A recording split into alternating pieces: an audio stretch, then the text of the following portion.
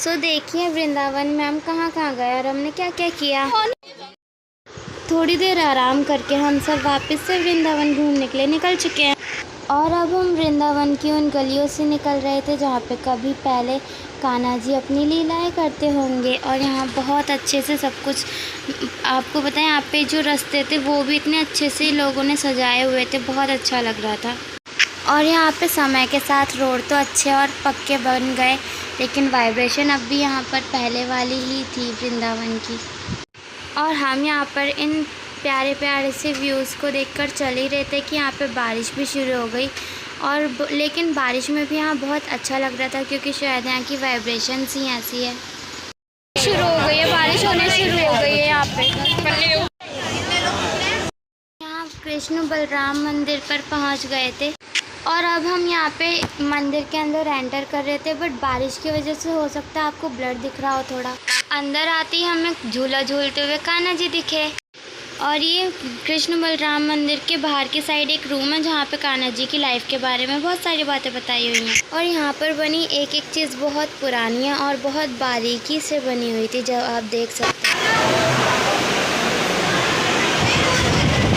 So friends, अब हम finally Kanha ji के दर्शन करने के लिए मंदिर के अंदर एंटर हो रहे हैं। और यहाँ पर ना शाम की आरती हो रही थी और उसका साउंड भी आप सुन सकते हो अगर आ रहा हो इसमें क्लियर।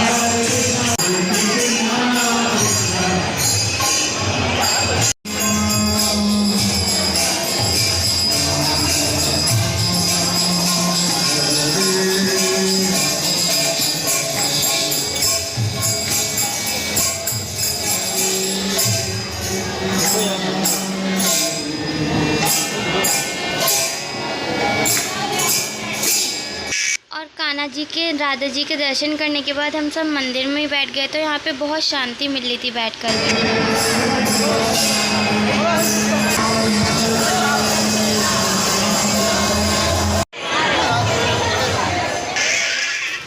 और देखो ये मंदिर का व्यू था बाहर से, जो कि मैं पहले कैप्चर नहीं कर पाई थी क्योंकि बारिश शुरू हो गई थी, तो हम सबको मंदिर के अंदर जाना पड़ा था। बट अभी हम यहाँ पे बहुत शांति से बैठे थे और आपको पता है इस वक्त ना कोई किसी से बोल भी नहीं रहा था, बस सब चुपचाप शांति से बैठे थे।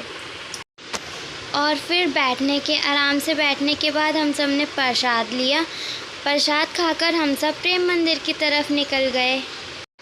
और अगर ये व्लॉग देखकर आप सबको भी अच्छा लग रहा है तो प्लीज़ इस चैनल को सब्सक्राइब कर लीजिए।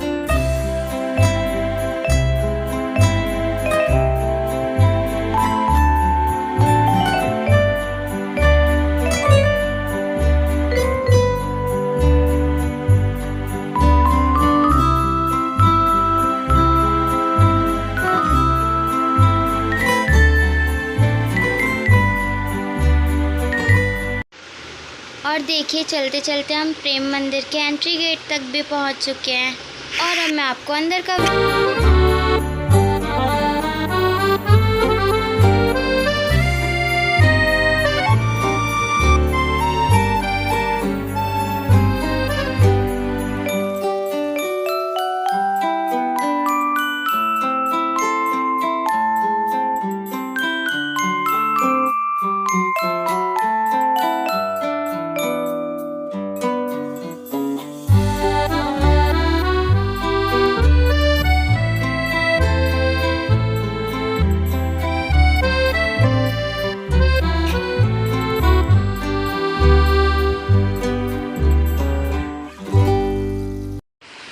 और ये पूरा व्यू मंदिर के बाहर का ही है। यहाँ पे सब लोग फ़ोटोज़ क्लिक करवा रहे थे और यहाँ पे चारों तरफ ना कान्हा जी की लाइफ स्टोरी बताई हुई थी जैसे कि उन्होंने गोवर्धन पर्वत उठाया था और बहुत कुछ। बाहर का व्यू तो हम सब ने देख लिया, चलिए अब हम आपको मंदिर के अंदर का व्यू दिखाते हैं, जो बाहर के व्यू से भी बहुत प्यारा और अच्छा था।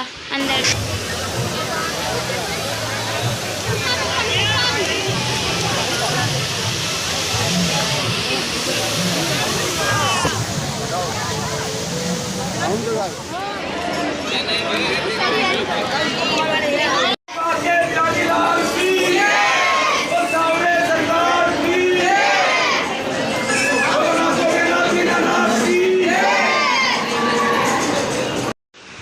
और मंदिर के अंदर घुसते यहाँ पे इतनी ज़्यादा लाइटिंग हो रही थी ना, इतनी ज़्यादा लाइट्स और लाइटिंग से डेकोरेशन कर रखा था यहाँ का।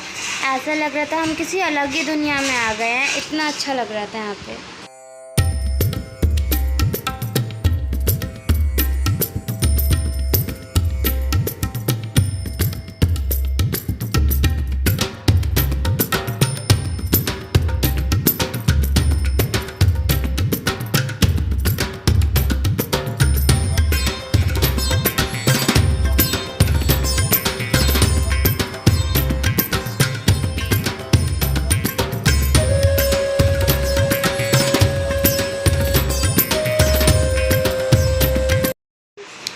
यहाँ पे हमने कान्हा जी और राधा जी के दर्शन किए और कान्हा जी के पैरों के पास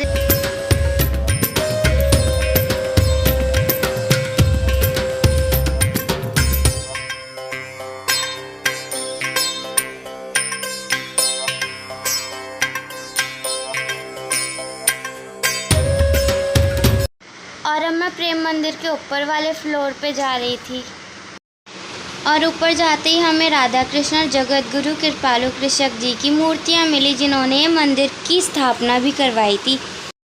और ऊपर वाले फ्लोर पे और भी बहुत कुछ था, बट फ़ोन अलाउड नहीं था, इसलिए मैं वीडियो नहीं बना पाई। और फिर हम दोबारा से नीचे आ गए और नीचे सब लोग बैठे हुए थे मंदिर के बाहर।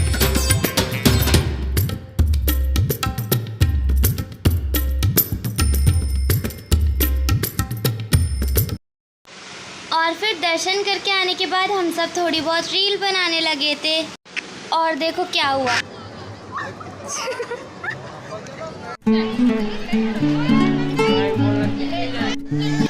और फिर हम सब भी यहीं पे बैठ गए मंदिर के बाहर।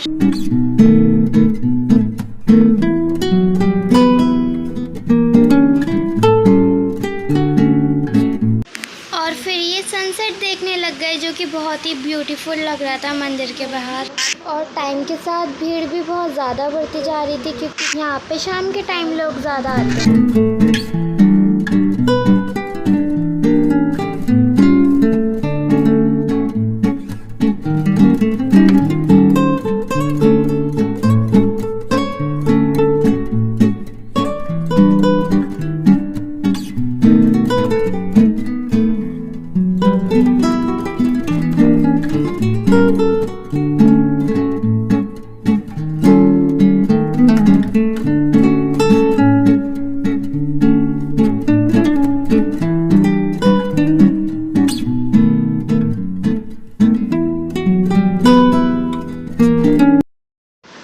और अगर आप सबको भी ये व्लॉग अच्छा लगा हो तो प्लीज़ इस चैनल को सब्सक्राइब कर, ताकि जल्दी जल्दी से हमारे सब्सक्राइबर्स भी कंप्लीट हो जाएं और हम और अच्छे व्लॉग्स बना सकें।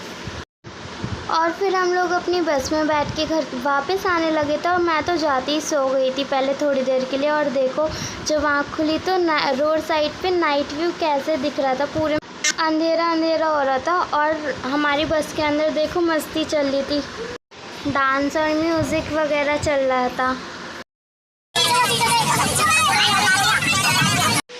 और फिर हम सब ने खाना खाया, लेकिन मैं वीडियो नहीं बना पाई क्योंकि हम सब बहुत थक गए थे। मेरे फ़ोन की बैटरी ख़त्म हो रही थी और हम घर पहुंचे थे 2 बजे।